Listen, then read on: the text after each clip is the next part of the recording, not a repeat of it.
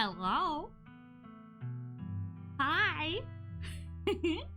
How's everyone doing today? Oh god. Hi, Illithid. You scared me. Okay, let's see. My webcam is a little fucky right now. Hi, how are you?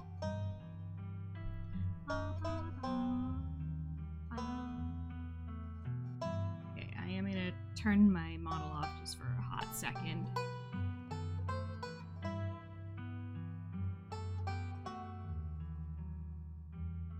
You had a secret $400? That's great!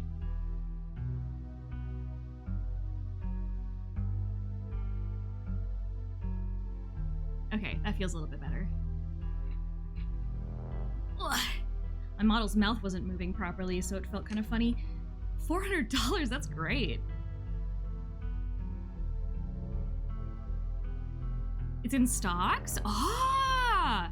I've never used the stock market. My partner does, but I'm scared. All right. That's really nice. I love finding out I have more money than I thought I did. Yeah, so today we're playing chapter 3. I'm gonna turn down the audio a little bit. Chapter 3 of my himbo run, which is powerful build and hot. From your old job? Ah, yeah. Okay, I am going to show a recap because it's been a while, and I know you guys might not be as familiar with Scarlet Hollow as I am. I just played like 3 new routes the other day with different combinations of traits. From now on, you're back at the estate by bedtime, Tabitha being a killjoy. Oh, okay. Avery's gonna keep their ears open. Oh, yep, Rosalina was missing. We tried to hang out with Reese, but Dr. Kelly was like, nah. We ran into Wayne. Tried to punch him, I'm pretty sure. That didn't work out. I don't remember the outcome of this, mine incident with this combination of traits. Okay. And then I called Tabitha. Did not wait for her. Yep. Rosalina's house is haunted. And then we saw a rock and passed out. I forgot her name was Chad. Did we go back to get them? No, we didn't. Okay.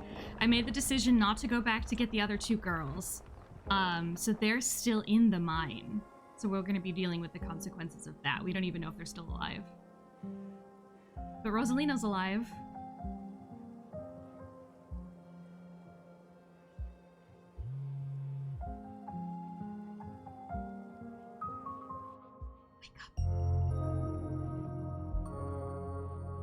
Let me know if the audio's too loud. I think this is the loudest track in the game. Sunshine filters in through the dusty windows of the estate as your eyes flit open. You manage to survive a second night in this town of Scarlet Hollow. Which is hard because this place is apparently dangerous as fuck. I went to the doctor today because I've been having issues with my sinuses where I'm like always sniffly and stuffy and stuff. And I had a surgery to fix a deviated septum when I was like 12 or 13 or something. Turns out the scar tissue from that surgery is actually what's preventing me from breathing properly and my nose working. So the surgery that was supposed to prevent that from happening in the first place ended up kind of fucking me really hard. So I got to see the inside of my nose. That was cool. But the doctor did put a camera down the back of my throat, which did not feel good. So I'm a little raspy today, but it should be fine. I'm feeling a lot better. I gotta get a CT scan though. That'll be fun. We gotta take a shower. We gotta be clean. What should we think of? My mind is a blank slate. I think about nothing. Yep, that makes a lot of sense. It's because I'm a himbo. Yes, Chad. Yes, Chad. Okay. Check on the possum. There are 2 of them now. Wave at them. Close the dresser. I don't want them to bite me. Look out the window. Okay. Nothing different there. Check the closet. Ugh. Alright, message the group chat. How are you guys holding up? Text Stella. Thinking about you. Text Kanika. Hey, beautiful.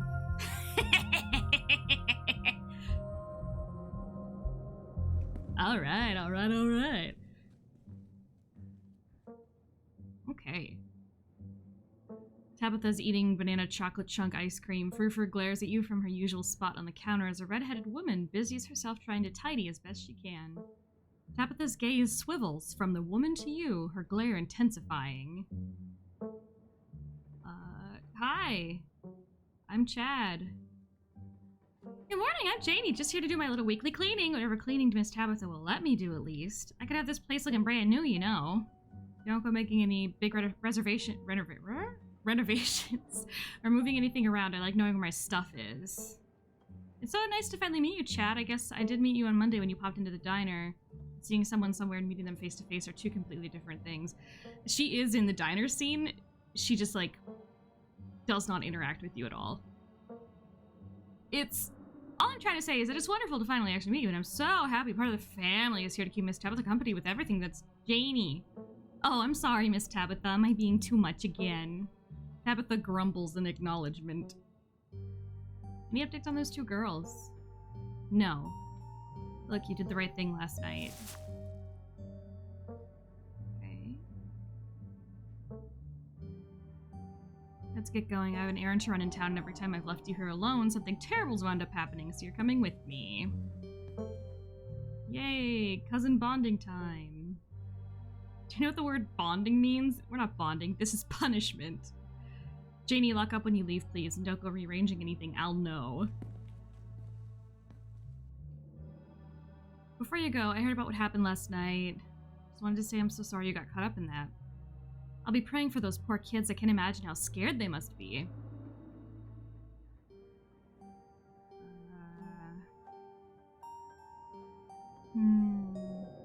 Thanks, last night was a lot.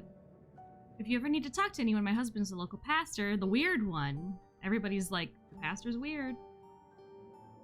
It's been going a little stir crazy since we moved here with nobody really attending sermons.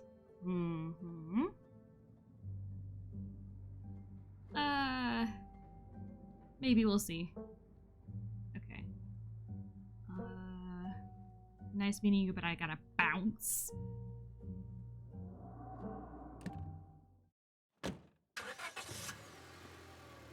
All right. We're going on a trip. What are we doing at the general store? Picking up tea. You drink tea.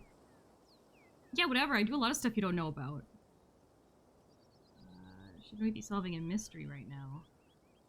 What mystery? The events of last night are pretty cut and dried. Oh, Tabitha. Is it more believable that the Shaw mine collapsed because of mysterious unseen forces, or is it more believable that it collapsed because it was a condemned mine that was unsuitable for human beings? People like Stella turn to conspiracy theories and the supernatural because they can't handle the truth. Hi, Lee! I'm doing well! How are you doing? I haven't seen you for a while. Our world is ruled by chaotic forces that don't follow any kind of logical pattern. Bad things can happen to good people suddenly for no reason. You can choose to accept that, or you can live in denial. Oh no. Fine, okay, keep coddling him. Keep letting him get away with stuff you never would have let me so much as think about. I'm sick of carrying this family. Oh, Kanika's pissed. Ups and downs, yeah, that's fair. I've been really sick. for a couple of weeks, but I'm actually feeling a lot better now, so that's good.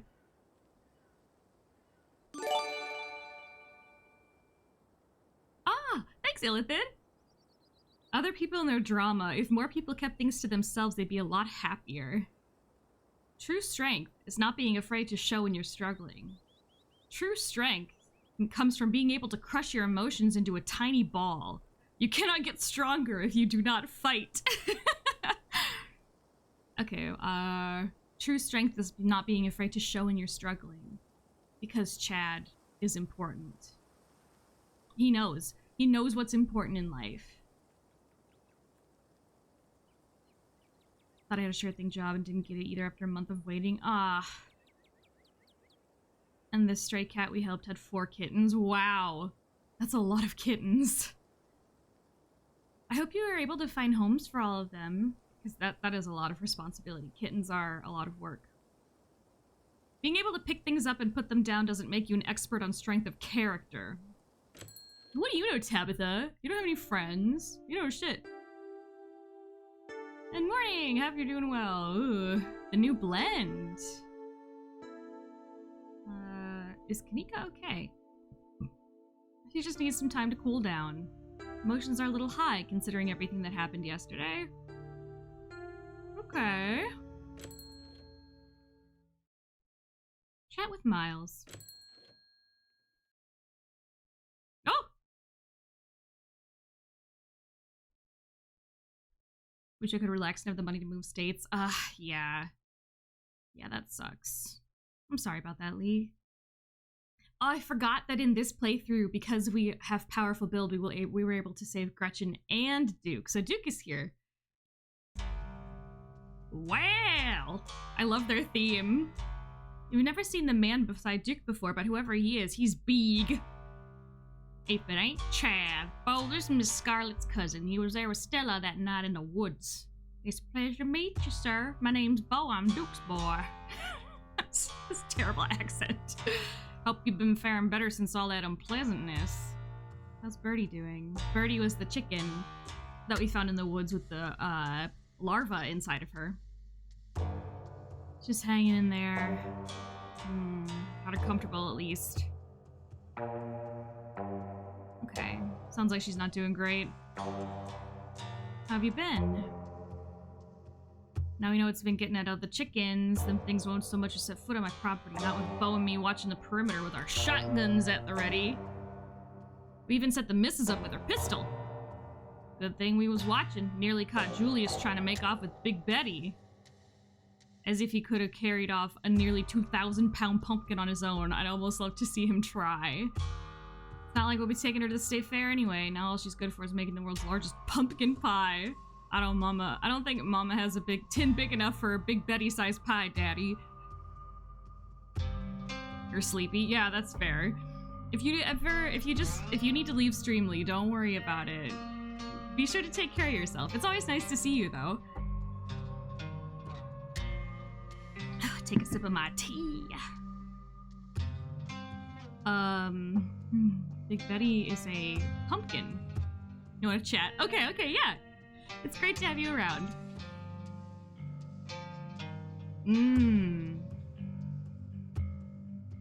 Their prize winning 2,000 pounds? I can't even imagine how big of a pumpkin that is. Who's Julius? Julius Tremaine. Some cousin however many times removed, though I don't claim him as kin. He owns a farm next to ours, except he doesn't seem to have a good grasp on whose property is whose. Thinks he owns half our land, always sneaking around taking vegetables we planted. This reminds me of a story it's a real thing that happened in Canada. A little girl was run over and killed by a combine in a field. And the guy who ran her over was this horrible neighbor. So the people, this daughter and her father were on a trip to his mother's house in Nova Scotia, which I think is northern Canada.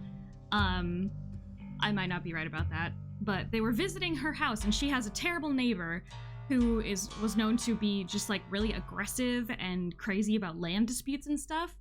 So his direct neighbor got shit from him all the time.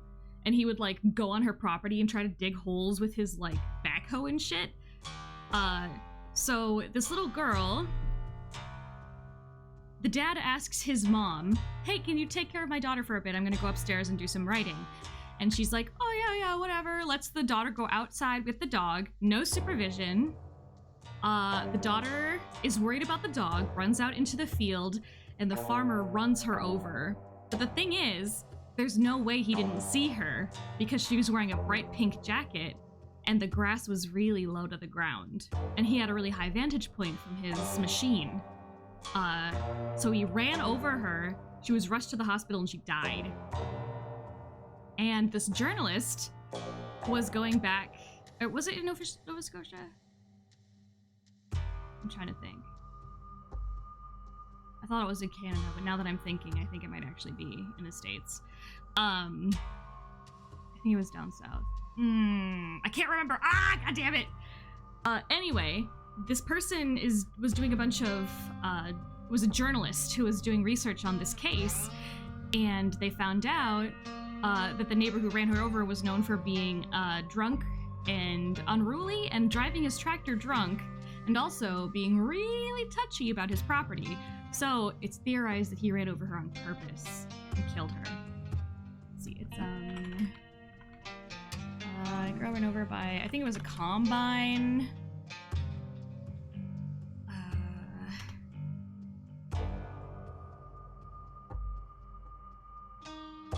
Let's see.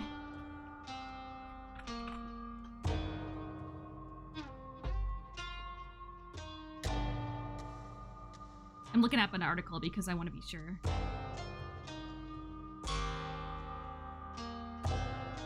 Yeah, so it did happen in Nova Scotia.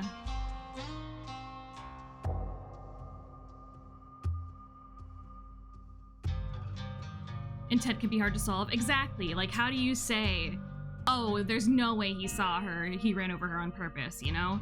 So it's really tricky because the family is like, this guy didn't hit our daughter by accident. Yeah, she was 7.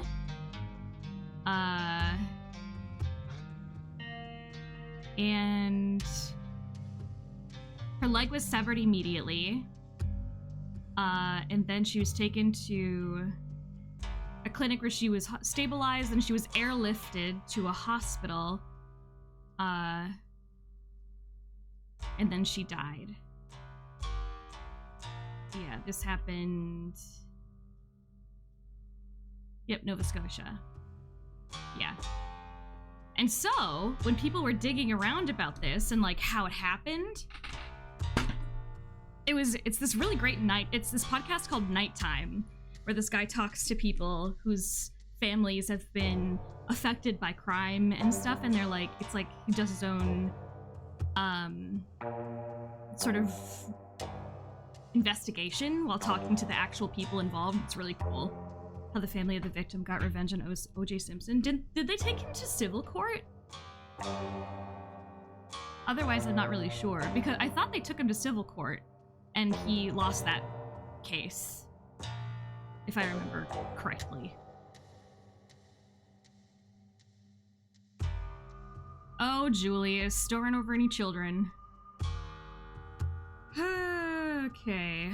Those things we saw on Monday are called ditchlings, and they're a bad omen. There's not much to be done if they're forewarning some kind of disaster besides looking out for me and mine. Yeah, that makes sense. I see you, Duke. We best get on with our shopping. You can't spend too long away from the farm with those little devils running around. Yeah, you're leaving your mom at home with a pistol to fight off ditchlings. Please tell Miss Scarlet I'm sorry about her mama. They're good people, Duke and his son. Hey, I overslept. Make myself breakfast. Hey again, lol. I've been thinking about you too. Ah! If you want to come over for breakfast, It looks like a pog face. Sliding into the DMs, are we, winky face? Want to hang out before the library thing? I'm parked in the abandoned lot by the gas station. It's hard to miss. Who should we romance?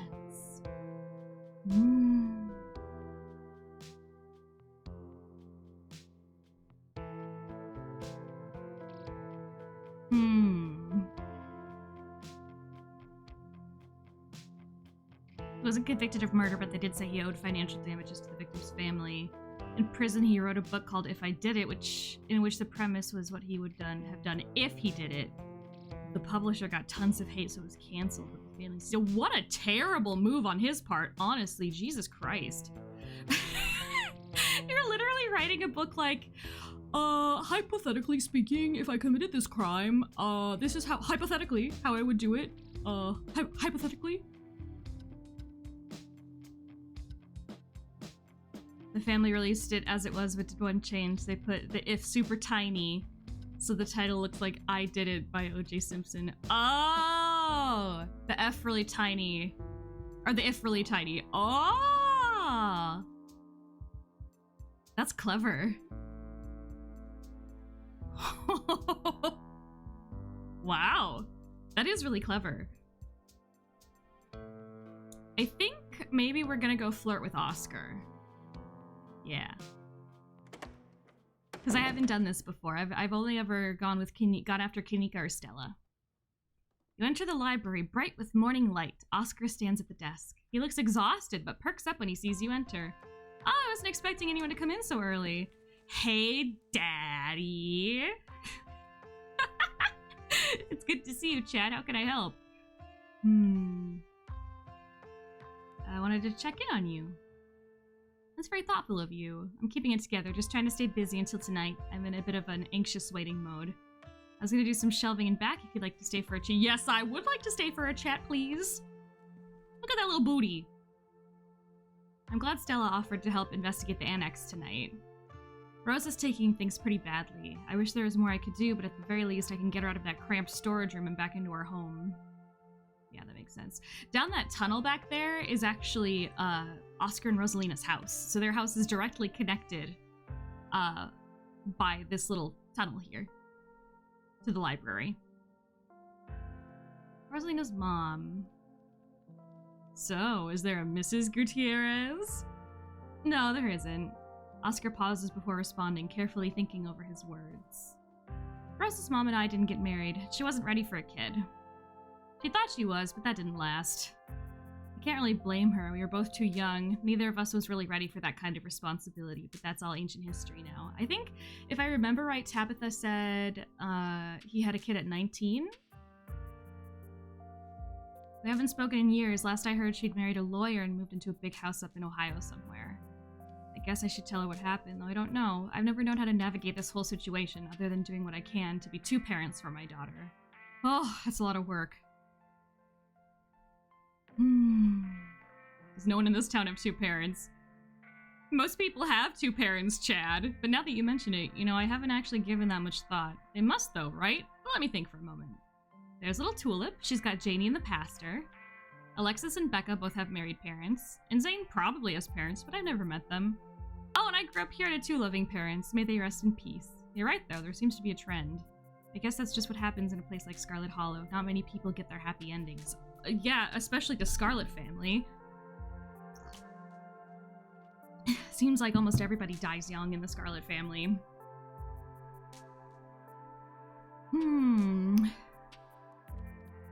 She forfeited her right to know about Rosalina.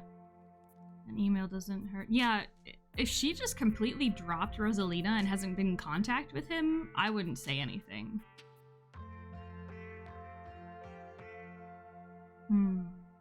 I don't like to admit it, but that's exactly how I feel. I felt that way for years. Every milestone, every award, every time Rosalina hasn't made me feel proud, I can't help but think about whether her mom would even care. I doubt it, honestly.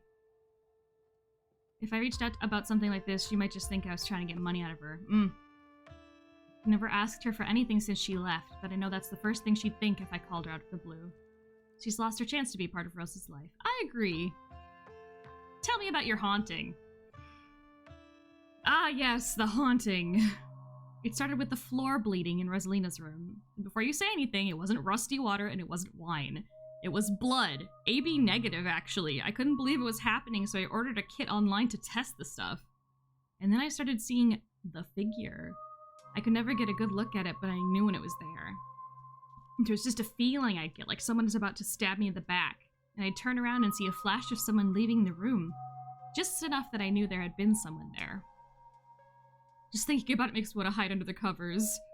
Oof. The clearest look I ever got. Have you guys ever seen a ghost? Because I don't think I have like a full body apparition or anything. The clearest look I ever got was one night when I was coming back to the house after doing some reshelving. I saw it plain as day, staring in her doorway, silhouetted like there was light shining behind it. I couldn't make out the face, obscured in shadow as it was. I thought I heard it say something. A name I couldn't quite make out. It sounded like a question. Like it was asking if I was that person. Never seen a ghost but have a ghost experience? Ooh, yes, do share. Then its head caved in. Ooh. That was the last night we stayed in that house. As soon as that thing disappeared, I got Rosalina out of there, and we've been in the library ever since. Okay.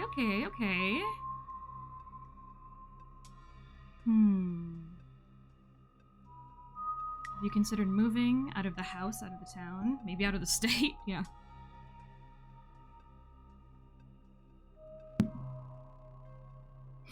There's just not enough money to move anywhere. I have student loans to pay off and a kid to raise. Ugh. Yeah. It's not like we have a lot of disposable income. We get a good deal on this place, much better than the markup the Scarlets charge non-minors for their housing. No offense to your family, but your cousin owns most of the houses in Scarlet Hollow, so our options are pretty limited. That sucks. Let's either buy a dilapidated homestead out in the farms, get fleeced by your cousin, or spend money we don't have to move someplace new, which also comes with the bonus of separating Rosalina from all of her friends. All over a ghost we aren't even sure is real. So we come to the fourth option, get rid of whatever is haunting the annex and keep saving for Rosalina's college fund until she's able to leave this place for good. If you managed to leave to college for how did you ever wind up coming back? You should have stayed gone. That was the plan, but this country did a big education push back when I was still getting my master's. Library jobs are more difficult to find than you'd think, and this one basically fell into my lap. Tell this enough, I have it saved up in a Word document. I would have made the story better if it was fake. Okay, that's good to know, Lee. Thanks for the warning. There's like a character limit for messages, right? Because I've had people try to type out long messages in chat before, but they don't go through. The county subsidizes rent, we get a whole house to ourselves, and until a few years ago, Rosalina's grandparents were here to help take care of her. You have it ready for Twitch chat? Aw, you're prepared! It seemed perfect, and for a little while it was. But I suppose nothing lasts forever. That's fair. That is true. So it has a body, that means it can be punched!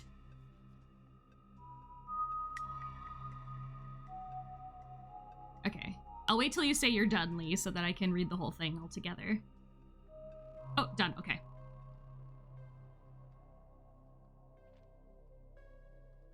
There's a game trading site called 99 Gamers that you needed to sell games to get in-store credit. There's a Metroid Prime trilogy for $60, and I messaged the person to hold it for me to get my credit when my sales delivered. They instantly lowered it to 50. I told them I only had 40, and that I'd gladly pay 60. They lowered it to 40 and I bought it, got the game and everything was good, and placed it on my shelf. Then one night after 3 a.m. I was at my computer with the lights off and was in a totally opposite corner of the room, and yet there was a bright shining light coming from the corner where my game shelf was. Checked to see how it could have reflected my computer light, but I couldn't figure it out. 2 weeks later, on my recliner that's next to my game shelf, and again after 3 a.m. I feel something rub my thigh. Ugh! I checked to make sure nothing could have fallen and rubbed my leg like a remote, but it wasn't missing anything. I wasn't missing anything. Then a week later, same recliner, and this was at 3:20 a.m. 3:20ish a.m. And I felt something grab my wrist. Ugh. It didn't hurt. The way I describe it was like a mother making sure a kid didn't cross the road. But I was so scared I just out loud said, "Please stop, you're scaring me." And after that I never had another ghost experience. I felt sad because the ghost seemed nice and wanted to be seen, and I think I upset it. I named it Samus, and I hope I see them again. That's really wholesome, Lee. Oh my gosh, that's a wonderful story. Terrifying. That's really sweet. Oh my gosh. So you think the game was haunted? Or the games, rather? That's wild. Oh, damn. I've never felt any ghostly touches like that before. Nothing that hardcore. I've heard and seen, like, things I can't explain, but that's about it. I think the case was haunted somehow. That seems right. Also, 3 a.m. is the witching hour, which is when a lot of spooky stuff happens. So the fact that it's happening after 3 a.m. is really interesting. I'm gonna punch a ghost. It would be nice if it wound up being so simple. I suppose it's not beyond reason that it's just some guy in costume trying to chase us off the property. That is pretty out there. A rival librarian? I'd be lying if I said it wasn't something I'd try for a good enough job, and it's a much easier pill to swallow than proof of the afterlife. But either way, with arms like yours, I'm sure you'll give this ghost a run for its money. Yeah, nobody stands a chance against these biceps. But I'd assume someone's friend died, they got in the game. The connection to their friend was too much for them to keep it, and it sort of manifested a thing. Oh, that would make sense. And that explains why they lowered the price so quickly, because they just wanted to get rid of it. That's really interesting to think about. It's Mayor Jimmy Day! This phone buzzing sound they use in this game is too realistic.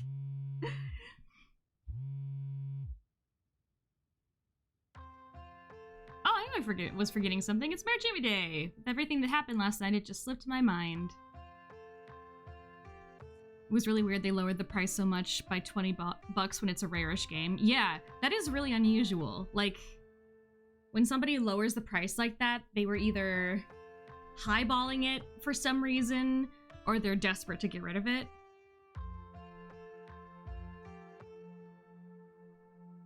You're probably gonna start setting up soon and I'm barely decent. Oh, I can flirt! Don't worry, this is a good look for you. Wink, wink, wonk, wonk. Really? You think so? Yeah, I think so. I suppose it does have a bit of a relaxed charm to it. Folks around here aren't used to seeing me so dressed down, though. I try to cultivate an air of professionalism. I'll just make myself scarce. I don't have much interest in seeing the mayor today anyway. She loves the mayor. Why is everyone so jazzed about meeting the mayor? People think he's cute, and I'd be lying if I said I didn't agree. But if you want to know my opinion, these little meet and greets are all about publicity, not meeting the public. It improves the image of the town in social media posts, that sort of thing. Every now and then it'll blow up online and folks will come visit Scarlet Hollow to catch a glimpse of the mayor. It doesn't hurt to have through traffic. I don't want to seem cynical or anything, but it does feel rather calculated. Okay, it's time to meet the mayor. I got an achievement called I'm Looking Respectfully.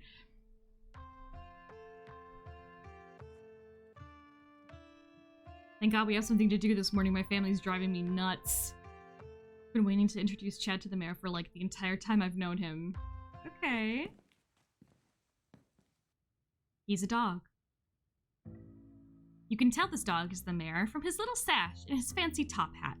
There's a regal air about him, almost as though he knows the position of authority he's been elected to. You haven't met the serious man by his side, but you have to assume he's the mayor's handler. He holds out his paw as if to shake your hand. It's lovely to meet you, Mr. Mayor. You reach forward to take the mayor's little paw in your hand, but his burly security detail stops you. No paw shaking, only head pats and ear scratches allowed. Isn't he just the cutest? I'm so glad no one ruined the surprise. A lot of small towns have dogs as mayors. It's really funny.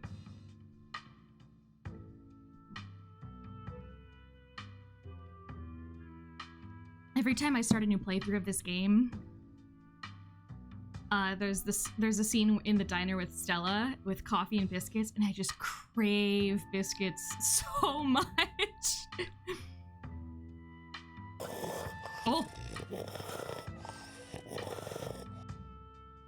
Gretchen does not like Mayor Jimmy. Miss Richmond, I'm gonna have to ask you and your dog to step away from the mayor. I should have known better. These two had never been able to get along. Oh. Follow them. When you have talk with animals, you can see why they have sort of a thing going on. Ah! Sir, you've startled me.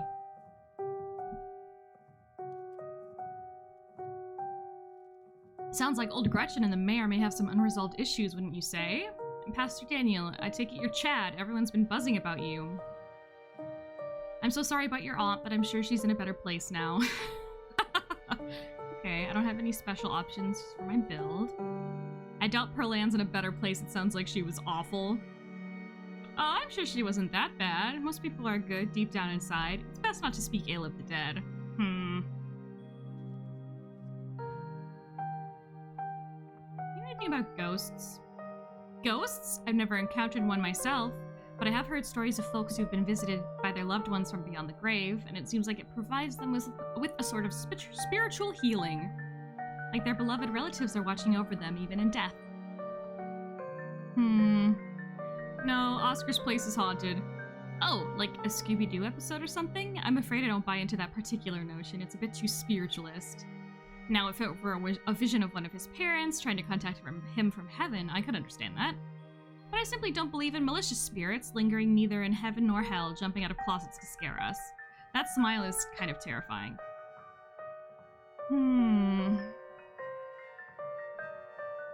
Yeah. Lee, I've heard a lot of terrible things about the Velma show. It looks really, really bad. So I'm just gonna not even touch that with a 10-foot pole. There's blood seeping out of the floor. Real blood. He tested it and everything. That's unusual. I sure hope it's not a... corpse? A demon? Oh, God! You believe in demons but not ghosts?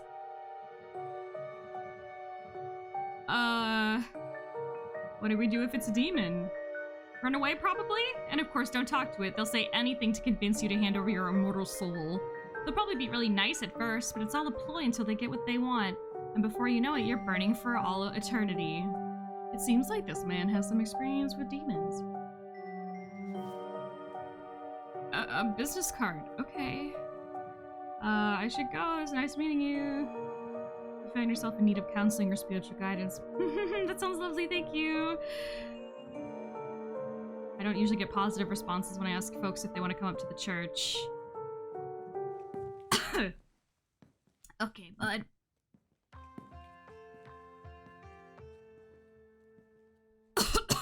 Bleh.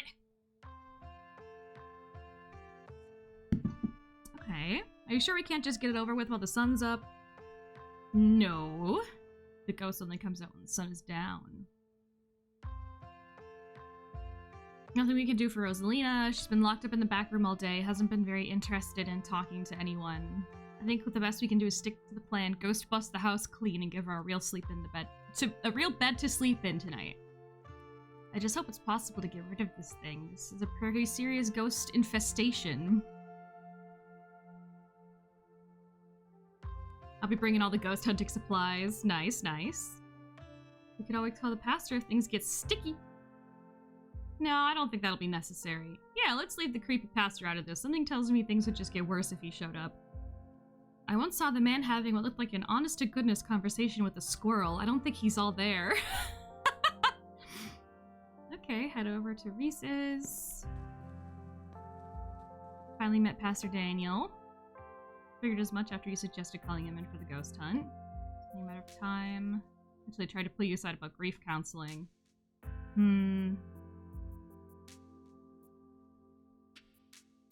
Yes, ghosts are terrified of the sun. Everyone should be nice to him. He seems like a good man. Sometimes you gotta trust your gut. The man was grinning through all of my dad's funeral. That is pretty weird. The whole town feels the same way. He must be pretty lonely.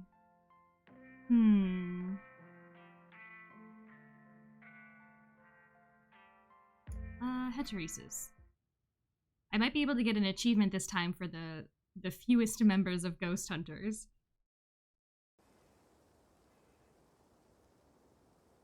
Okay. Reese's house. There's no such thing as early when you're hanging out with friends. That's just extra time you get to spend together. Hey, Reese! Oh my god, dude, it's been ages. You must be Chad, right? I've heard a lot about you. Stella's been relentless about making sure I got all the Chad updates. Gretchen starts yelping at Reese, straining against Stella's grip as she tries to get between them. Are they here already? I knew you'd show up early, Stella, and you brought the dog. Great. Yeah, I thought you might cheer Reese up. I don't know what's gone into her all of a sudden. The dog stays outside.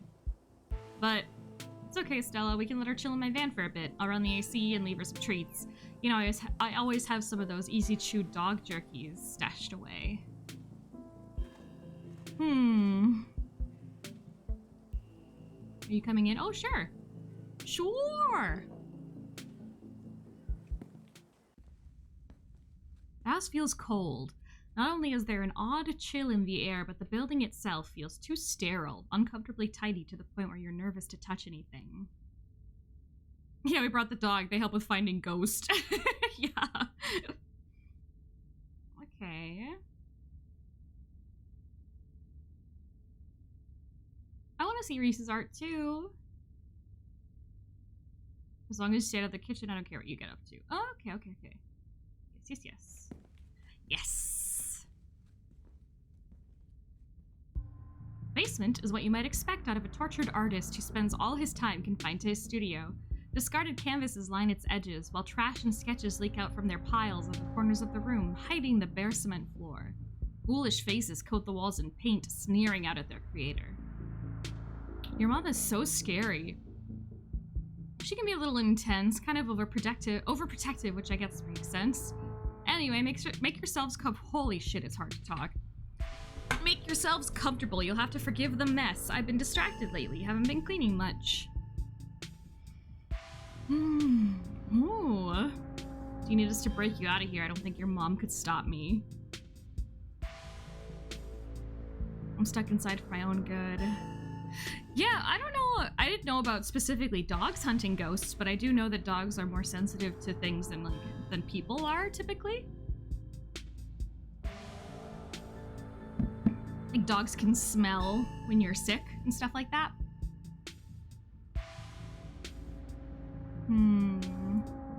Your mom said we couldn't even talk to you. She didn't tell me, but I was probably asleep. She just prefers to have full control over what I eat. So yeah, that is controlling. But it's for good reason. If I eat the wrong thing, it could really mess me up, so she has to regulate my food. If you need a model, I'm here till Monday. That would be amazing. Though I should warn you, I work odd hours. I don't usually pick up a brush until late at night. But if that's not a deal breaker, it would be incredible to have such a captivating model.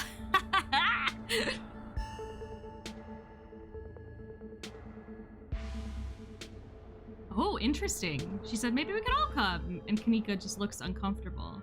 Is it because I'm flirting with everyone? Oh no.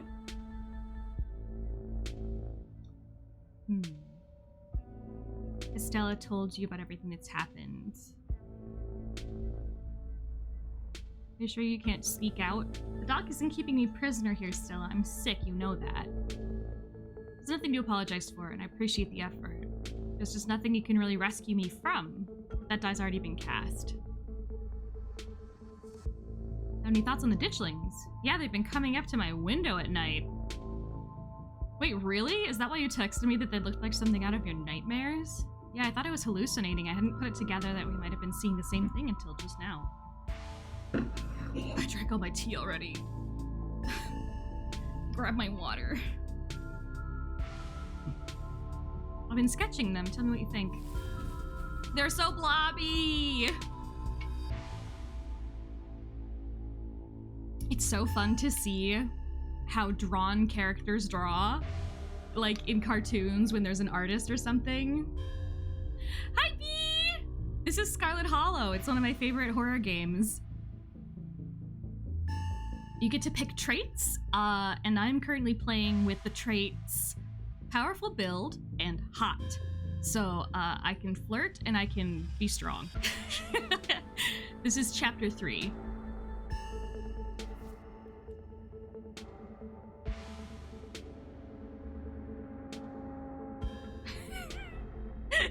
Me? Are you strong?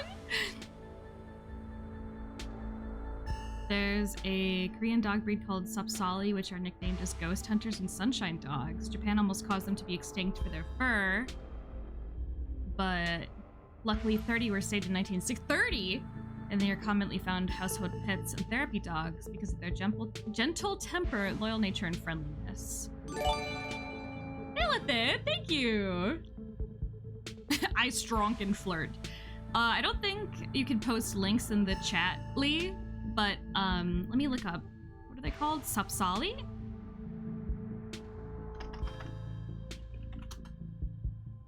Oh, they're cute!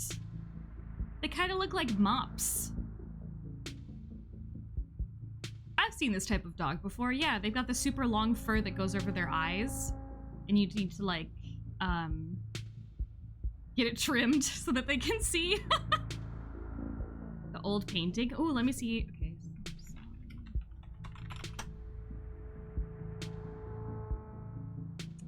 See if I can find what you're talking about.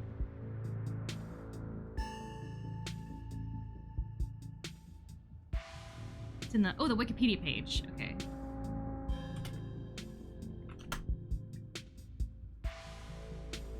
Wikipedia. Oh. Oh, interesting. Thanks, V. Painting is great because it's a dog barking at a ghost that's off screen. Oh! That's really cool. This dog, it's funny because some really old paintings of dogs look like the artist has never seen a dog before. But this one looks like they've seen a dog before.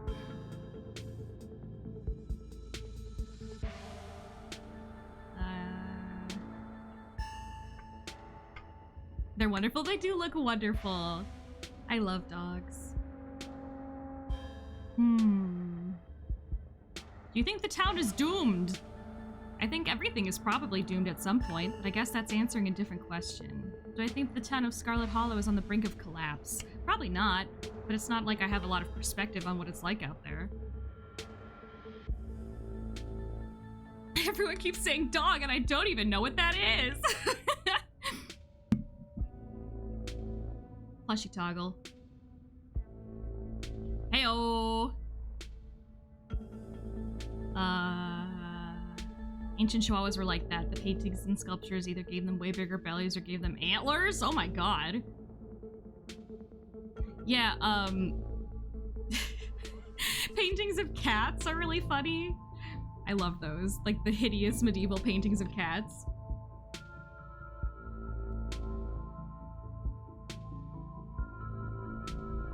What do you think of my cousin? She's always so distant and mean. I probably would have thought she had it out for me personally if she wasn't like that towards everyone. She's still terrible. What do you think is going on with Wayne? The guy who's been following me around, all ominous. Oh yeah, that slasher creep. I appreciate the classic Jason vibe he has going on. Here's hoping he doesn't live up to the look for all our sakes. Girl situation's gotta be rough, sorry. Thanks, but I've been dealing with this thing for a while, so you don't have to feel sorry for me. I've come to terms with the rest of the way my life is going to be. You make it sound like you've been sentenced to death.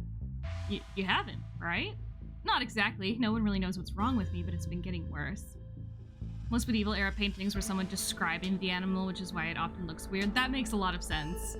Like they've never actually seen it in person and they're like, oh, I think I understand what a dog looks like. I can barely keep most of my food down. My skin always itches like there are worms crawling underneath it. I could live for a long time or a short time, no one's sure. But I'm definitely not going to get better. Whatever time I have left is going to be miserable. So I've done my mourning. My best years are behind me. My future is unknowable. But one day I'll wind up in a pine box just like everyone else, and I'm okay with that. Dang, Reese, I may be a goth, but that's some real nihilistic shit. I'll make sure to come by more often from here on out. Friendship heals all wounds, right? Thanks, guys, but you really shouldn't worry about me. I have my art. I'm doing fine, really. I don't want to pry. 2, 3 go way back, huh? Almost to the womb. The school here is a tiny K through 12. Not exactly a one-room schoolhouse, but not far from it. We're lucky we all got along as much as we did. Some kids weren't able to make any friends their own age. They just happened to be born around the same time as some real jerks. Oh, that happened to me in my hometown. I graduated with a class of like 80. My entire graduating class was like 80 kids. I knew everyone's... Oh, my neck. Oh, crack my neck. I knew everyone's first and last name, their hobbies, their families. God, it was awful. And I was stuck with the people that were close to me in personality, as close as you can get in such a small sample size. So I don't talk to anybody from high school anymore because it was just... I just never got along with anyone really that well. I made good friends in college though, so so that's good.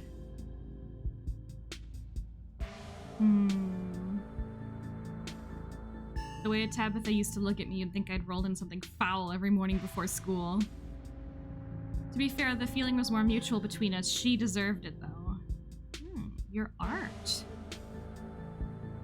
It's exquisite. Thank you. I don't really make my art for other people, so it's always a nice surprise when it resonates with someone, especially considering how personal these pieces are to me. Having other people look at them sometimes feels like I'm having them look over a raw wound. Yeah, I get that. You know, I still got that painting I stole from you back in high school. I even took it to college with me. You make good stuff, dude. Oh no, you should get rid of that old thing. It's ancient. Knowing there are people out there who might see something I made in high school is horrifying. Oh, yeah. No way, it's rad, and people compliment it all the time. You could gain a real following if you ever posted these online, you know? Yeah, same, B. I'm okay sticking to sparsely populated late-night live streams. That's all the social media I think I can handle. I don't know how you do it, Stella, having to exist in front of all those people all the time. Knowing some version of you lives in their heads, knowing they expect something out of you that you might not be able to give to them. That's intense. When I die, I'll leave you my paintings, then you can see them all. Maybe they'll be worth millions since I'll be dead. Stop calling me out. Reese is a very relatable guy. I'd be able to rest easy knowing someone had retroactively given my life value. What if I'm ghost hunting? I haven't had the best luck leaving the house lately. Even just walking to town is enough to put me in bed for a week. It sucks. Okay. Oh! There's hair on my neck. Dinner's gotta be ready by now, right? Dinner's on the table! Make sure you all wash your hands with soap. I don't want anyone sharing their germs at the dinner table. Yes, ma'am. I'm gonna save. You make your way towards the sink, but are stopped in your tracks by the pull of an odd door at the end of the hallway. It feels out of place, like you've accidentally wandered into a different, older house. But more than that, you feel something radiating out from behind it, something dark and cold.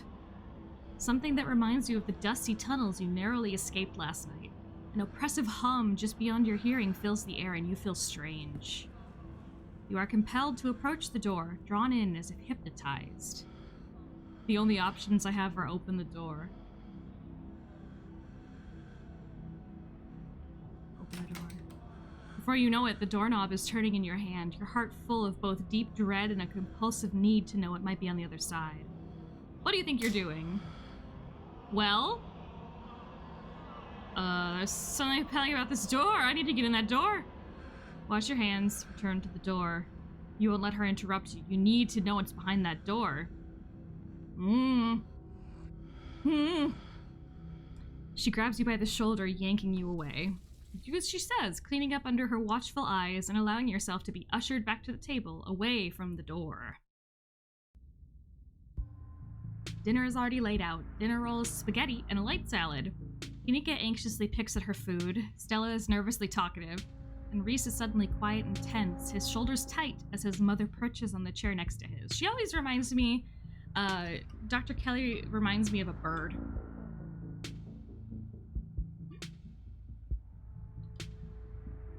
She's a very bird-like person. She sits opposite you at the far head of the table, her features silhouetted against the light of the setting sun in the window behind her. It's a position of authority where her height gives her a vantage point over everyone else. No one at this table does anything without her noticing. It almost feels like, despite the presence of your friends, this is strictly a conversation between you and the doctor.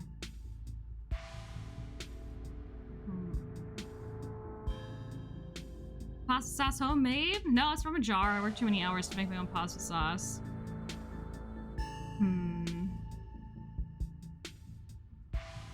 You were asleep. I didn't want them to wake you up. But you could have told me that they stopped by. I would just rather know these things. Noted. Okay. Small talk. Thanks for putting this together, Dr. Kelly.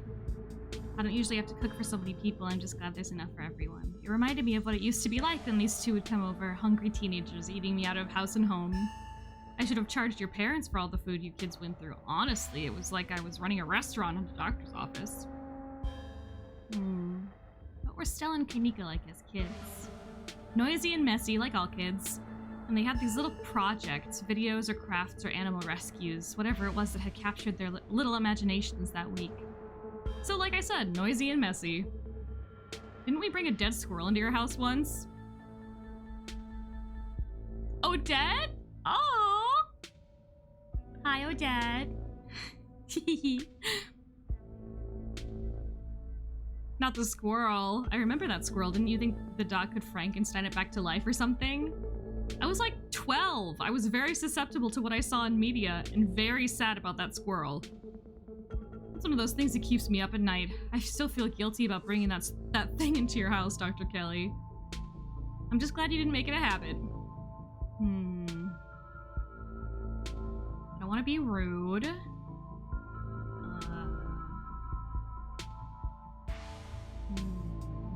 Reese is a talented artist. You must be very proud of him. He has a lot of skill, honed through practice and dedication. I can't say I understand a lot of his pieces, but of course I'm proud.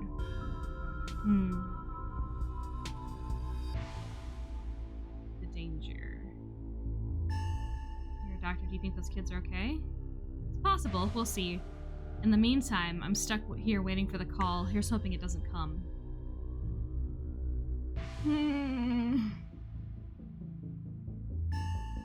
Remain silent. So I was wondering if we could watch a movie sometime this week while Chad's still in town. That's me, I'm Chad. We'll have to see how you're feeling. I can handle a movie, Doc. Yeah, we'll just sit downstairs in the dark. Reese is used to that. I'm sure he'll be okay. You're always overestimating how much you're able to do, Reese. This is why you keep getting sick. If I get sick, so what? It's not like that's ever going to change. I'm sick every day, and I'm not getting better. I don't want to spend the last few miserable years of my life holed up in the basement alone just because seeing my friends has been deemed too strenuous. I'm an adult, for God's sake. I can't believe I have to ask for permission from my mom just to have friends over. Reese stops mid-sentence, wincing in pain, wrapping himself in his arms. His nails are so long. And his teeth. Look at how sharp his teeth are. Don't say things like that. I'm doing everything I can to try and fix. Silence as Dr. Kelly's eyes shoot open. Reese? Reese abruptly pulls himself from the table and leaves. Vampire? Perhaps. I knew this would be too much. Everyone, get out of my house, please. Just leave us alone. Stop trying to interfere with his life. All it does is hurt him more. But we can't just leave him like this. Now is when he needs friends the most. No, now is when he needs me the most. I am his doctor and his mother. I know you care about him. I know that, and he knows it too. But all any of you would do is get in the way. So leave, please. Yeah, Mom, no. Sorry, we'll get out of your way. I'm sorry, Mommy. Sorry, Mommy. Sorry.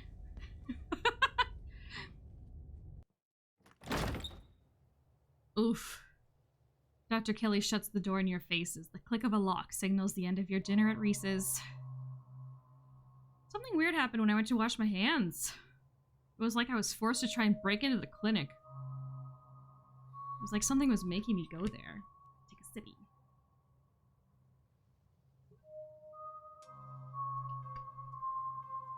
I wonder, was it like that carving in the pit last night before you had that seizure? Was kind of like you were hypnotized. I wasn't there, but I guess I'll take your word on it. Hypnotism seems like a step up from what we've been dealing with, though. It was kind of similar, yeah. What if there's another carving in there? That'd be so weird! That'd be so weird! Ooh, give me another vision. I'm not breaking into Dr. Kelly's clinic based on a bad vibe Chad got. I didn't even get to finish my food. I can't believe I didn't pack snacks today. My bag was too full of ghosting hunting equipment for so much as a granola bar. 2 bites of food was too much for him. Maybe we just caught him on a bad day. I wonder if he even has good days anymore. I wish there was more I could do. Chad looks like me? Like you? We could probably go back and forth like this for a while. Stella hurries off down the hill, almost as if to run away from what just happened. You and Kanika follow her down the slowly darkening street. Ugh. We don't know what Chad looks like, because he's the MC. The protag. Lit by the orange hues of the setting sun, the library feels different. What was once a quaint building in a small town now stands as an imposing structure, its walls holding something that stares back at you with menace. I have protag face? You do have protag face. Maybe Stella's right. Maybe ghosts aren't real, and the rest of tonight is going to be a pleasant break from the events of the past few days. Yeah! Yeah, you totally do. Your fists have gotten you this far. If there's something in there, you can take it. I can punch it. A ghost hunt seems like the perfect place to sneak in some smooching under the guise of splitting up and searching for clues. Maybe a special someone might be interested in breaking off from the rest of the group. Oh, I've never had that option before. Just as its exterior was intimidating in the setting sun, the inside of the library is dark, its shadows deep and foreboding. The meet and greet with the mayor ended quite some time ago, and the throngs of visitors took whatever joy was in this place with them as they left. Hey Oscar, are you back yet? You can't yell at a library, it's against the rules. It's after hours. Rules only apply before 5 p.m. Now it's our domain. Hey, you're here sooner than I expected. Hope dinner went okay? Yeah, it went okay. Reese wasn't feeling up for a longer hangout, unfortunately. I'm sorry to hear that. It's okay. It just means we have more time to hunt ghosts. I've come fully loaded. Got my EMF reader, temperature gauge, spirit box, infrared camera, UV light, video camera, salt, flashlights for everybody in case the ghost messes with the electricity, parabolic microphone, Sharpies and paper for automatic writing, matches and candles for rituals. Oh, and a Ouija board. I know they're toys, but you never know what might come in handy. Wow, this is a lot of ghost hunting stuff for something that was so last minute. Do you just have this stuff ready to go in a bug-out bag or something? Of course I do! I actually stashed a couple bags here overnight after I got back from the mines. Excuse me? I wasn't about to carry everything around all day. This way we can go in light and pop out to grab more stuff once things start getting spooky. I may never have found any compelling evidence of ghosts, but that's not for lack of trying, and after last night, I'm more than ready to try again. So town is one big supernatural death trap. It is. Those mines were chock full of ghosts last night. After all my fruitless ghost hunts, I'd basically convinced myself that ghosts weren't real, but last night we saw some really convincing evidence. Ouija boards are insanely fake. I can't say I'm surprised. Oh, gotta take a sippy.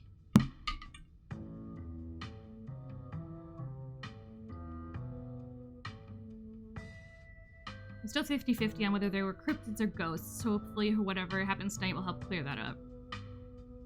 I can't wait to wander through Oscar's house for a few uneventful hours before tucking Rosalina into bed. I could use a nice quiet evening after everything we went through. Foreshadowing. I envy your pessimism here, but I suppose it won't be long until we get to the bottom of things.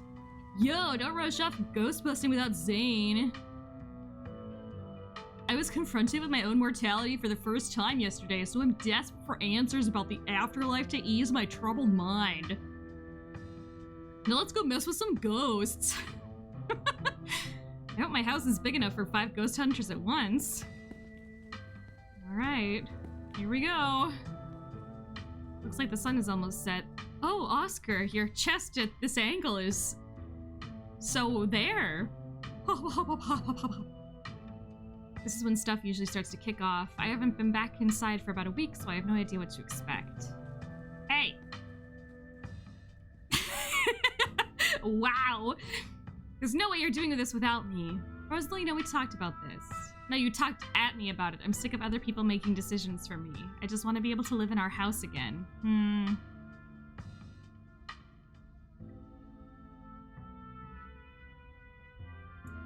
It's literally taking two foreign words that businessman knew, yes, in French and German, and combined it to sound weird. Then to get it patented, they convinced the security guard it worked by pushing it themselves. Huh. Interesting. I can't say I'm surprised it's like a ploy for people to make money or whatever. Let Oscar handle this. Rosa, it could get dangerous in there. Just hang out in the library and we'll have this taken care of in a few hours. It is fair. If Zane's coming, she should be able to too. Oh, excuse me. You all cross over the threshold and enter Oscar's living room. Family photos line the walls and stacks of books sit comfortably on wooded furniture. Okay, looks pretty normal for now. I don't remember that picture being on the floor, but that could be non-supernatural. A ghost can spell out words on it, or you can give it a keyboard. Yeah. There's also automatic writing, like Stella mentioned, which I think is way more legitimate.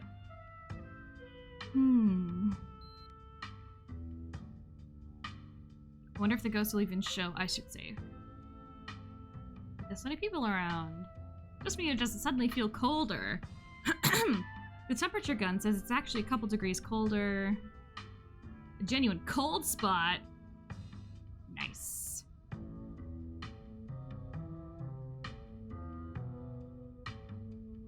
Powerful build.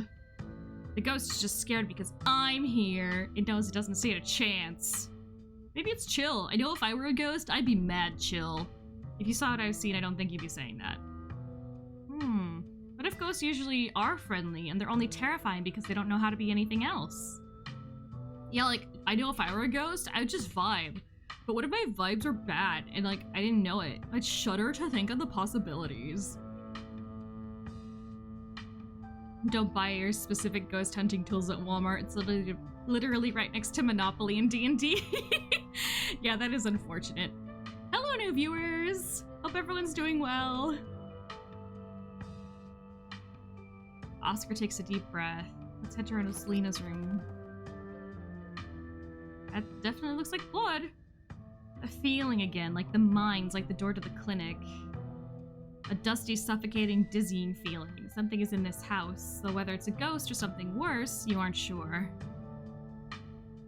It's because Hasbro owns it. Ugh, gross. Yeah, it's AB blood. I think Oscar said AB positive or some shit.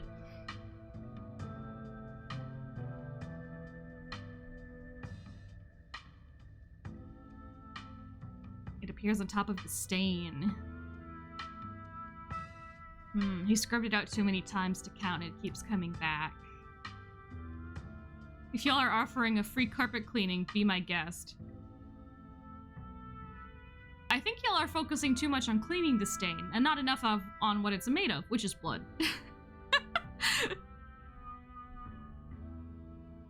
Ghost blood. Or it's just a rusty pipe leaking all over your floor. Have y'all tried ripping up the carpet to see what's causing the stain? The government owns this house. There's no way I'm leaving a big red stain in their carpet. I made sure it was pristine every morning. Besides, I also kind of assumed it was ghost blood, which it is. What if so there's something written under there? Oh, only one way to be sure. Stella excitedly starts tugging at the corner of the carpet. Oh dear. You're doing the government a favor, really. Oh.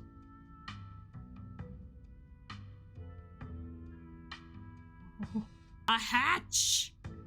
This is even better than finding a message. I'm gonna toss my phone over there.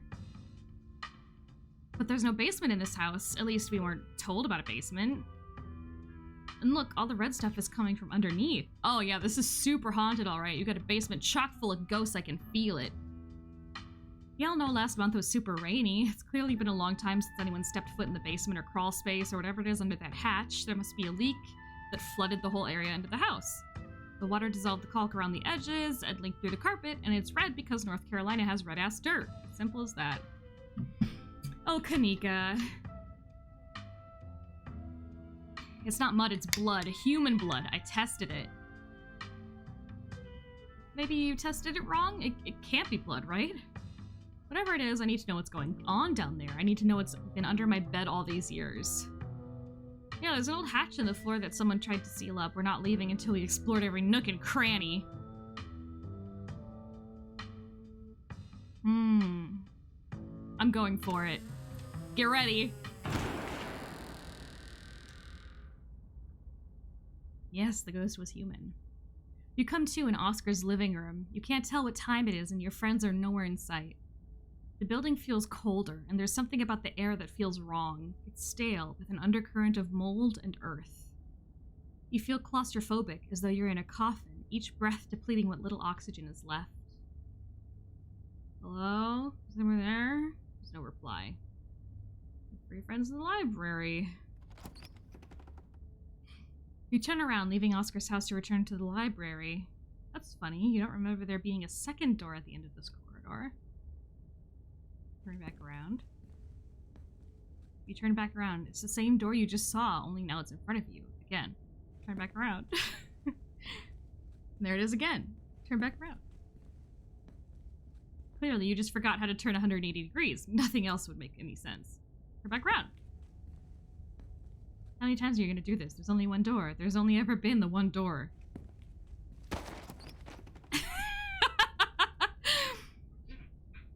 As you turn for the 5th time, you feel a sudden shove behind you as you lurch towards the door. It flings itself open just before you hit it, and you find yourself on the other side. Oh!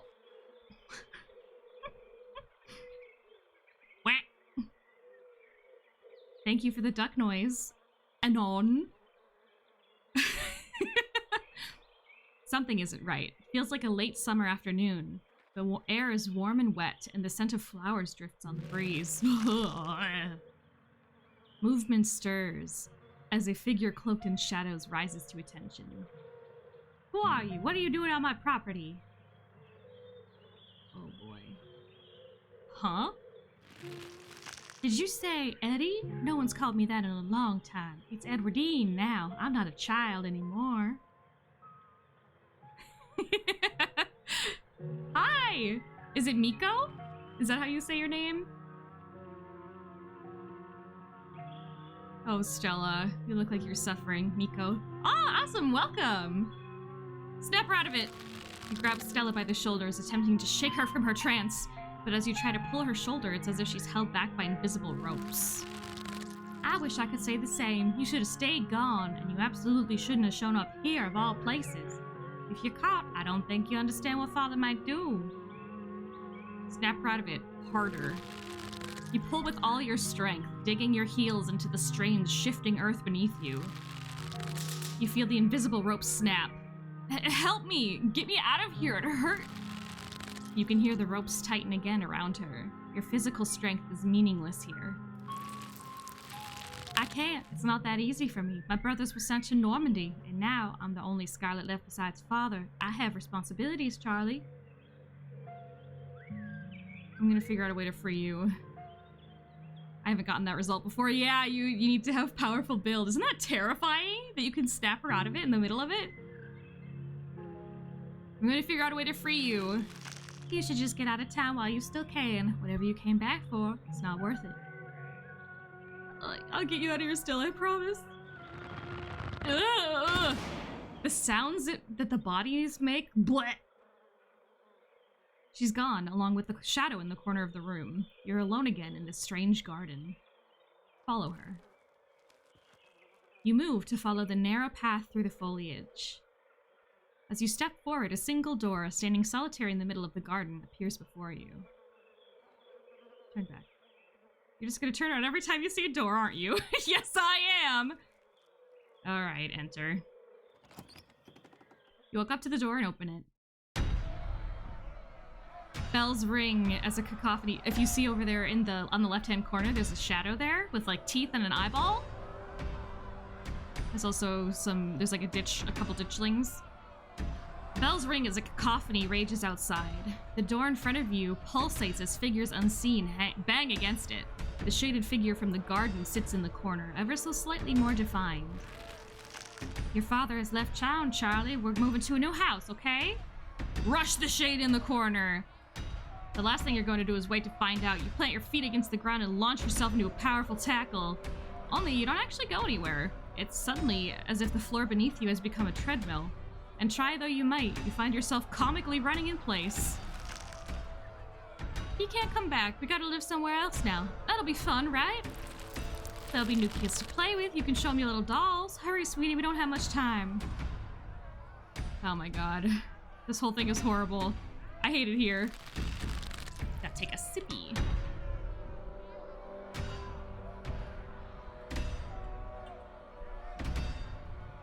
I want to punch that ghost. I want to punch that ghost real good. I never want you to hear you say her name again. Do you hear me? We aren't friends with the Scarlets anymore. Oh god, they're outside. Are those torches? We don't have time, Charlie. We have to go right now. Ugh. Rosalina is whisked away, leaving you behind in the empty room. As she departs, the front door stops pounding and opens into a beckoning white void. Before you have the chance to think, another door creaks open on what you thought was the ceiling. There you are. This is quite the maze, isn't it? And absolutely crawling with these miserable little parasites. Oh, the sound it makes? It's like popping a balloon. You try to get a bead on a good angle of attack, but the strange geometry of the room has you at a loss. You can talk. Good, I've been waiting for a rematch. Because that worked out so well for you last time. Really, is this how you treat a potential ally? How did you get down here? I followed you in. I'm never very far behind. That's creepy. As he approaches, a smell hits you. Sweating, suffocated flesh with a tinge of the saccharine and stomach-churning scent of decay. So, shall we find the end of this little maze? Slug him! Your attempt to catch him off guard with a haymaker, but he moves out of the way with an unsettling prescience? Tisk tisk, and here I thought we were finally starting to get along. You feel a bump across your back before stumbling through the door. You're outside, and it's night. A false moon looming massive in the painted sky. Wayne is gone. The night feels thick and warm, the insects lively, their calls unnaturally tinny. Everything feels warped and wrong, like you're listening to a record fished from the bottom of a pond. Yeah, Wayne, just chill out, Wayne. God, just trying to have a little fun. Yeah, the effect with the plants, it's all really freaky and weird. And the shadows in the corner again on the left. It's just a prank, bro.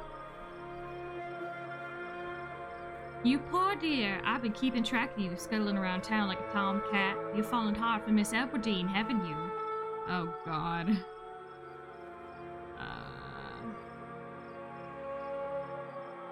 Oh, God. There's no need to be embarrassed. Your secret's safe with me. You know, I never did approve of what the Scarlets did to your family, what it did to the two of you youngins. Childhood sweethearts, just think of how lovely it would be if you two could just be happy together. That's what you want, isn't it? Youngins. Edwin and Charlie. Ooh. Edwardine is a Scarlet, and Charlie is a Shaw. I'm sure by now you've realized the young lady doesn't plan on leaving with you, but it's not for lack of desire, as you well know. It's Enoch. Even if you dragged her over the town limits, his hold over her would make sure neither of you were happy again. Just think of what happened to your poor mother and father. You want that to be the two of you? Who is Enoch? Is he one of the older Scarlets? The powers at work here are stronger than your love could withstand. You need to break the bonds holding her here, then you can both go free.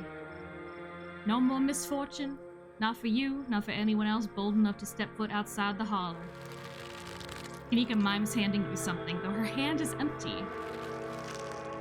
Everything you need to know is on that map. Oh boy. Is the town cursed? That's where you'll find them. You need her there, and then read what I've written down, and be careful.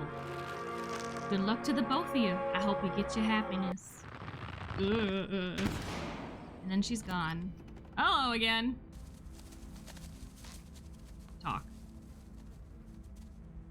I can't punch him. What's doing this? A resonant, a ghost, whatever you call it, the leftovers of a human existence, festering and forgotten, feeding on the energy of a more powerful being to do this. Pathetic. Pathetic. Why are you following me? Clearly you need protecting. I'm just looking out for you. Am I dead? Of course not. I would never let something so weak harm you, let alone kill you. Okay, buddy.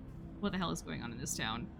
I'm sure you'll be able to piece it together soon enough. I'd rather you find out on your own first. That's the only way you can really know who to trust, and then I can finally tell you more.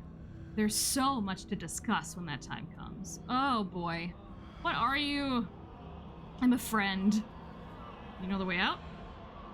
I will soon, but in the meantime you have nothing to fear. I'm watching over you.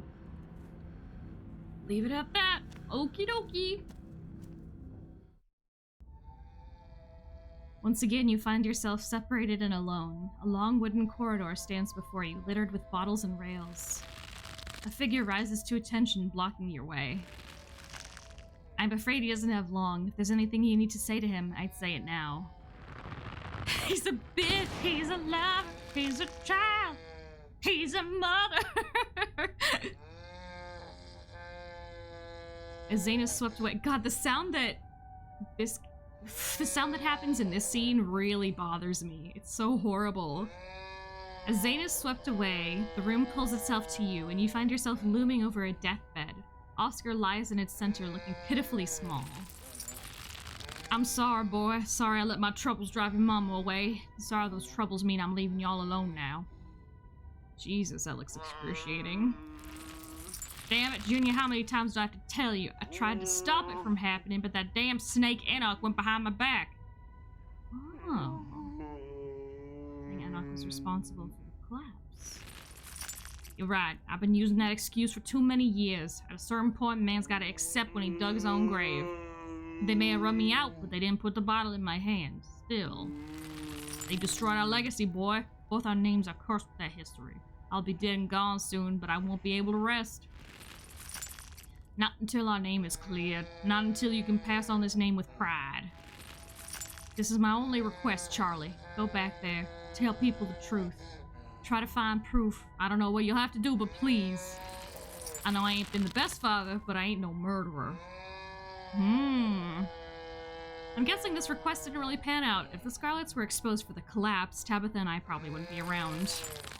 Damn it, boy, I may not have till morning. Promise me. Promise you'll go back, and at the very least show that Enoch bastard what for. Stand in silence. Ugh. You watch as Oscar's body seizes and falls through the sheets, taking the rattling pile of bottles with him. Such theatrics. Ah, sir, you're a little too close. What a waste of time. Why force you to see any of this? People always think their own experiences are so important, but what does any of it matter? I'm gonna flirt with him. So are you still seeing Tabitha? Are you single? I got an achievement called Monster Lover.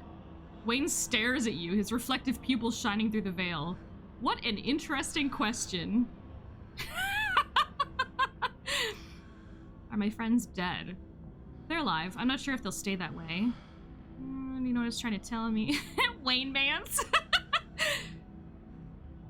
Okay. Let's move on. Let's. You move back to the bed to quietly leave through the hole Oscar left behind and crawl through.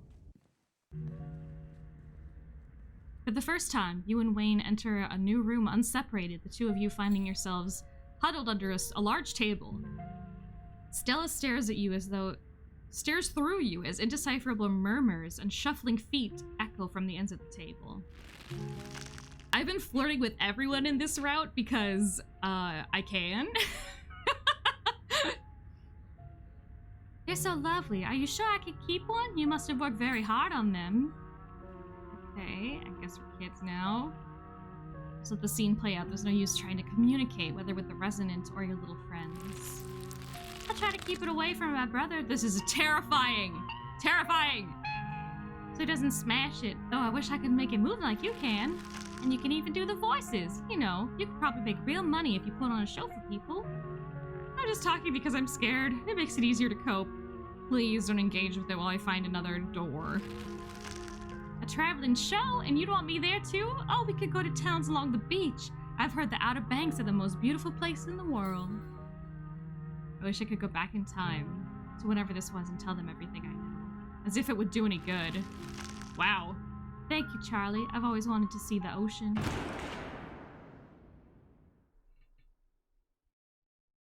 The snapper out of it has a talk to animals combo. Oh, yeah, that makes sense. I've had talk to animals before through this scene, and Gretchen just goes arf, arf, woof, woof, instead of, like, saying any real words through this whole dream sequence. Everything crashes to a thunderous black before you or Wayne can get in another word.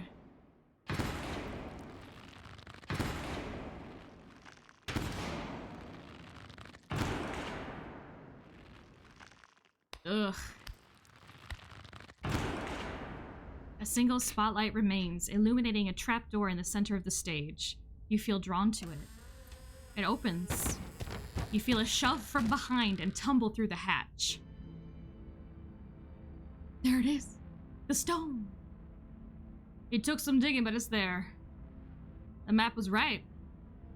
That means there's hope, Eddie. Whatever it is that Enoch did, we can undo it. We can be happy together.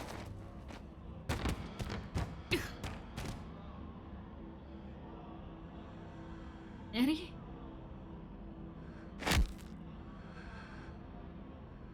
Oh. Oh. Yeah. Oh.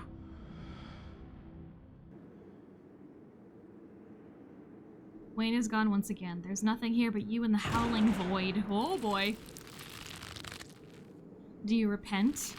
Do you repent for your crimes? Are you talking to me? You must answer for the crimes committed by your scarlet blood. Until you do, I cannot die. I want to die, please. I have been alone in the dark for so long. All I ask for is for some of your years, to pay for the years that were taken from me. My life was stolen from me. I want some of yours. It's only fair. The sins of the father are to be laid upon the children. Forfeit your years and I will finally leave. I don't understand.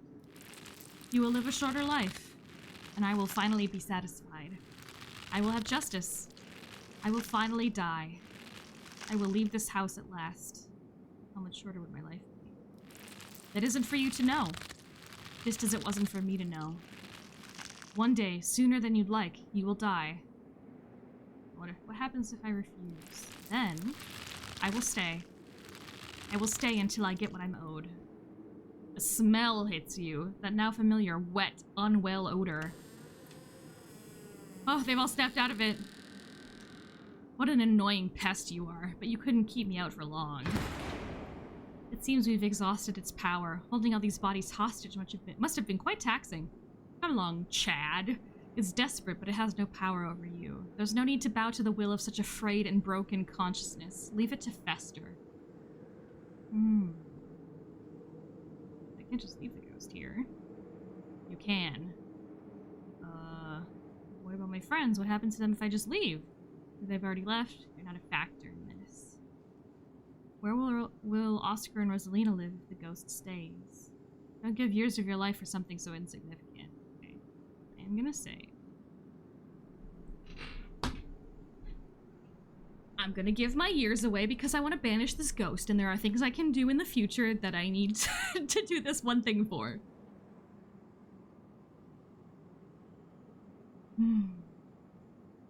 I have a responsibility here. Wayne is cut off as you're brought face to face with the resonant. Silence.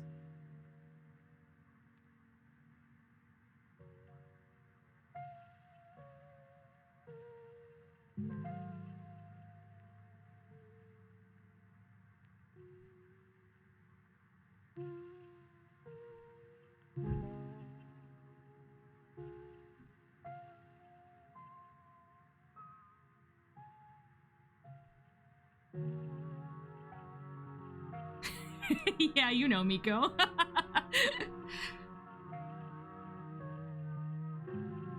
This is the flirt with everyone run.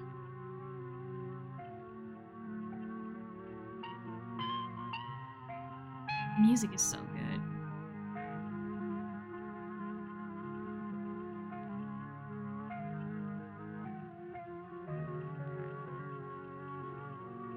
Poor Charlie.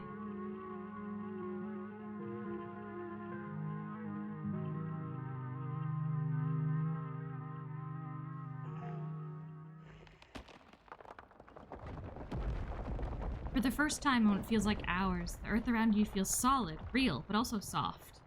You feel it pressing in on all sides, cold and growing tighter by the second as the soil settles. Claw your way out. Your arms tear at the earth until they break through into the air. Look back behind you. As you gasp for breath, you take a look into the pit behind you.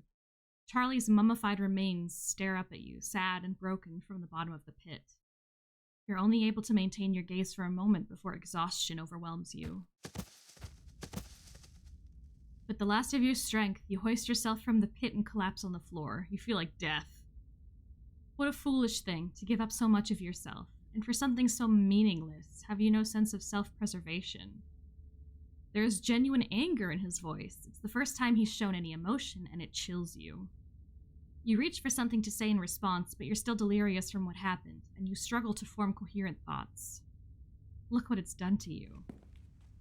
There you are. Oh, you poor thing. Sybil pauses mid-sentence as she notices Wayne from the corner of her eye. Come with me, dear. Let's get you home. Make sure nothing else happens to him, or there'll be hell to pay. He practically hisses the words. You know, boss of me. You quietly walk towards the stairs. Sybil lends you her arm as she gently guides you out of the library. You're outside. It's real this time. I'm gonna peace out. Back-to-back encounters with my own mortality. I've got a lot to ponder. See you, Rosalina. Bye, Zane. The cool breeze chills you deeper than it should, and you realize just how drained you feel. Your legs are heavier, harder to lift as you make your way down the steps of the library, your lungs wheezing as if you've run a marathon. You can almost feel how pale your face has become, your lips dry and thin, your hands almost trembling with the effort of raising them to your face as you trace the new lines and furrows that have formed there. Kanika came to get me right away. I'm sorry I wasn't there for you earlier in the night. I had no idea what you all were all planning to do. How are we supposed to know it would be like that? Things have been strange around town, sweetie. Now's not the time to be poking around in the supernatural. I thought you learned that lesson yesterday. But magic isn't real. I mean, it's not supposed to be. God, that hurt. Everything is so... Nika stops mid-sentence as she realizes what happened to you. Oh my god, Chad, you poor thing. Chad, did you...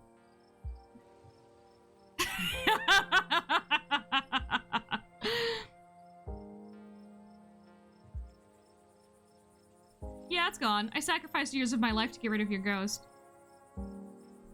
And to close our age gap. You give Oscar a tired wink. You still got it. I'm not sure I follow. Oh! Are you just gonna flirt with everyone or something? Yes! That is the goal. Why don't you speak by tomorrow, Chad? We can chat about what you're going through. Kanika glances at the ground and awkwardly shuffles her feet. Yeah, Chad, the salt and pepper looking is good on you. Maybe this isn't all bad. Nika, sorry, just trying to stay positive. Stella's way better at that. Hey, Stella, are you okay? What? Oh, yeah, I'm fine. See you guys later. She hurries off down the road.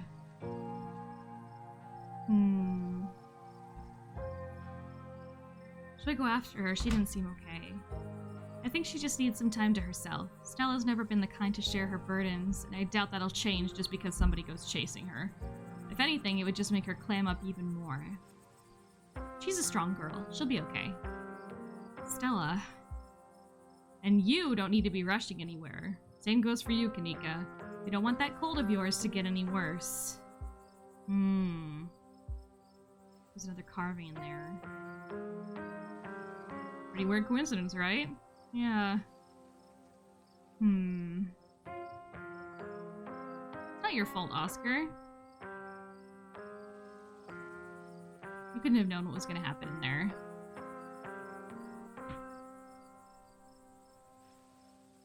She's a PTSD victim trapped in Arrested Development. Yup. She's a strong girl, yeah. She's just really good at compartmentalizing. You couldn't have known what was going to happen, Oscar. None of us could have known. Don't blame yourself. You couldn't have stopped me. If you tried, I was just gonna sneak in after you. If you didn't put a ghost in our house, this is not on you. Were you all conscious that whole time? Yeah. I'm pretty sure we remember everything, at least up until that guy showed up and snapped us out of it. Wayne, he's been following Chad around. What did he say to you? He's just a drifter. He'll be gone soon enough. In the meantime, steer clear and he won't make trouble. Guess we should probably head back. I should get going too. It's starting to get chilly out and there's still work to do to get Rosalina set up for the night. Don't be a stranger and let us know if you need anything, Oscar. I will. Thank you. All of you. Again. I believe it's time for me to get my daughter home as well. But, Kanika dear, you haven't been feeling well. You need to get some rest. Okay. See you tomorrow, Chad? Yeah, I'll see you tomorrow. Cool. It's really cool that the characters have dialogue for when you flirt with everyone. I'll walk you home after I finish getting Kanika her tea, and we can chat about what just happened. Okay. Okie dokie. You make yourself comfortable for a few minutes while you wait. After everything that's happened tonight, the normalcy of sitting on a quiet and empty road feels like a priceless treasure. Flirt, flirt, flirt. I hope you don't mind, but I took the liberty to call your cousin. The cat is getting up from her nap. And tell her about what happened tonight. She wasn't exactly thrilled to hear from me, but I think I blunted her anger as much as I could. Time to go home. It's been a long day for Chad. You can't help but focus on how awful your body feels. Maybe the walk will do you good. Maybe you'll start getting used to these changes and they won't feel as bad in the morning as they do now. Let's stop here for a bit. I have to imagine you need a moment to rest.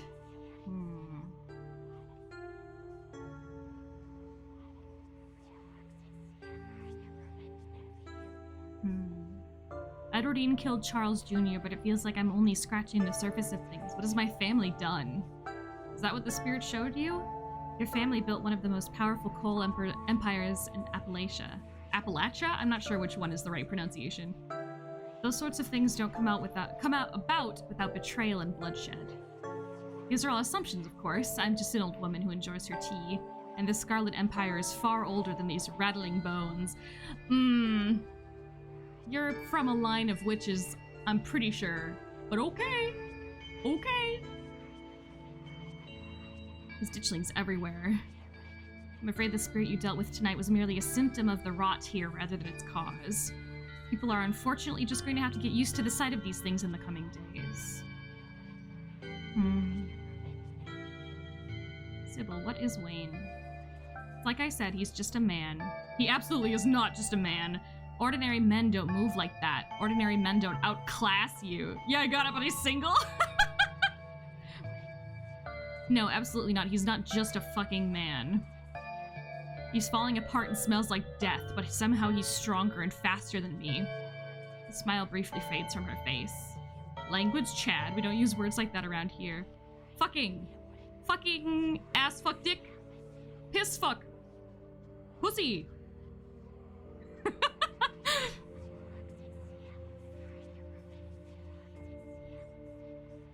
You and Sybil silently walk deeper into the woods. You're getting closer to the estate.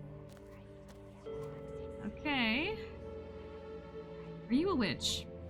She laughs, surprised by your question. I suppose some people might call me one, but I'm just an old woman who fancies herself a bit of a healer. Look, after tonight, I know that magic is real. Do you do magic or not? What is magic anyways? Blah, blah, blah, blah, blah, blah, blah. God damn it, Sybil. It's no different than the child of a mechanic knowing what to do with an engine, or the child of a carpenter knowing how to build a makeshift chair. There was a stone carving of a goat's head and a pack of wolves. There's something similar in the mines last night, too. A circle of arms and chains. Was there now? That's quite an interesting development. Perhaps we can discuss these visions over tea. My grandmother has a special blend that supposedly helped with dreams and visions. I'll be sure to have some ready by tomorrow. Maybe it'll help us piece things together.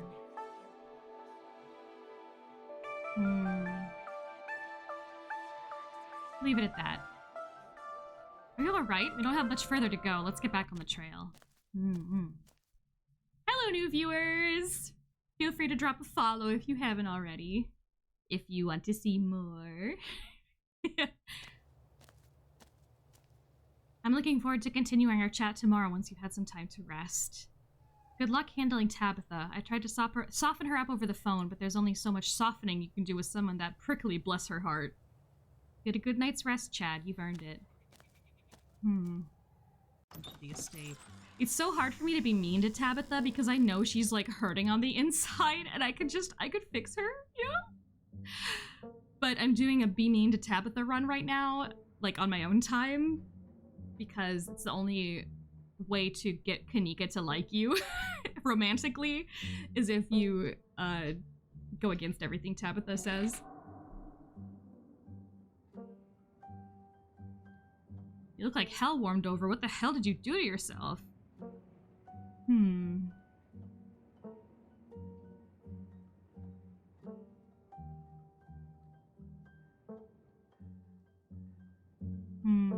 Gave up years of my life to an angry ghost our family wronged. You did what? I thought Sybil said something along those lines on the phone, but I thought she was joking. Please tell me the two of you are pulling a prank. It was the only way to make him leave. You should have never given away something so important.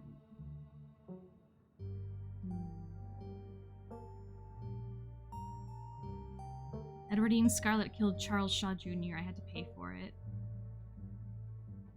Is there anything else I need to know? I think she does believe me, but she doesn't want to.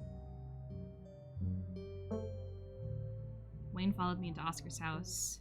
Great. I know y'all are a thing, but I'm okay with sloppy seconds if you are. He's definitely into me. He's definitely into me. She looks so disgusted. What a creep. If he tries to talk to you again, walk away. Don't engage. He's not a good dude, and you shouldn't trust anything he says. There's another one of those stones in Oscar's house. It gave me another vision. You've been telling me a lot about our family. I think we've done some terrible stuff, Tabitha. We haven't done anything. Even if our family has done terrible things, and that's a big if, they were done in different times by different people. Stop guilting yourself over it. I really don't believe that the children should have to face the consequences of their parents' actions. I think that's ridiculous. Just because you're related. What if they're making all this supernatural stuff happen? Okay, let's say for a second that there is something supernatural happening in town, and that these stones are causing it. What are we supposed to do about it? Run around and smash them? Rhetorical question, but also I've got news for you. One of them is buried under 20 tons of rock. I did that. That's pretty much it. Great, then I'm going to bed. Okay, bye! Just lost a decade of my life, but you couldn't, like, sit up and console me or anything? You don't even notice yourself entering the guest room and falling into bed. Suddenly you're just there, buried under your family's musty covers. It's Wednesday night. Nearly half a week has passed since you first arrived in town, and a little over half a week remains until the bus comes to take you home. The spirit of Charles Shaw Jr. has been put to rest at the expense of unknown years of your life. The specter of the night's events will linger over you for every day you have left, a grim reminder of the price you willingly paid for the crimes of a family you never met. Maybe it'll be easier in the morning. Maybe your joints will ache just a little less than they do now. Maybe you can still right the capsized ship of your now broken life. Or maybe things will only get worse from here.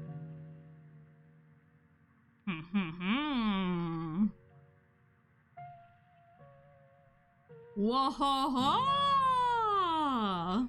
So many things happen in that episode.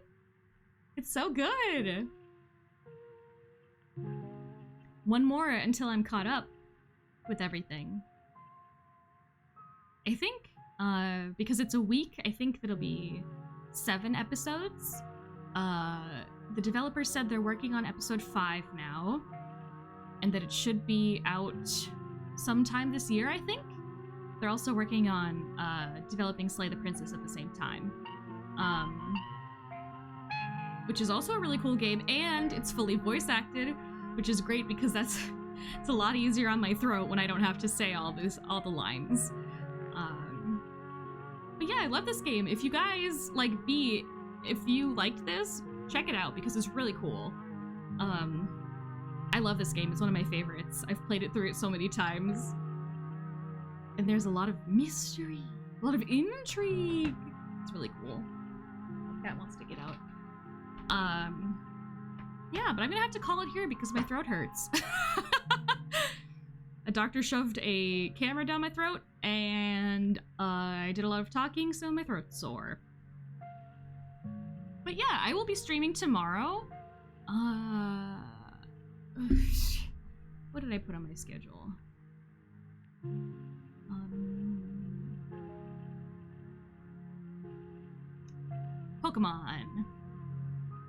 Pokemon Arceus tomorrow. So if you guys want to stop by at 6 p.m. CDT, I'll be playing Pokemon.